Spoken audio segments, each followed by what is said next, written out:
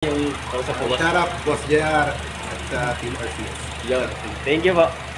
Saan ka palulugar? Sa mundo na puro boss. Handa ka ba maging sunod-sunuran kahit tinaapi ng lubos? Tipong sa mga gusto nila na mangyari iba ang iyong kutob. Hindi ka pwedeng umangal kahit pa ba nalabag sa iyong loob. Kasi kahit pa ikaw ay mapaos o kahit pa ikaw ay mamalat, kailangan mo lang na sumunod. Wala kang karapatan sumabat, lalo na nga't hanggat di kay mabigat. Nakita nila na ikaw ay nakaangat, hindi ka nila basta bibitawan paran sa liig mo nakakagat. Parang pampaya, lahat ng dugo sipsip, walang humpay hanggang matuyo parang sampay. Tapos ibabalik, bet goodbye. Kapag sumuway, palalabas yung masama sa tao ay wala kang utang na loob, para bang sumbat ng iyong inay. Wala kang laya sa kanilang tanikala, pumalag ka man din na kinaya. Pagkatapos kanilang pakinabangan, puro pa kamig, walang itinaya ganyan kagaling. Magugas kamay para mga taong sumampalataya, palalabasing ikay masama para sasabihin hindi ka dinaya. Sabi ng iba kapag ikaw ay nakilala, babatiin ka kahit hindi mo kakilala.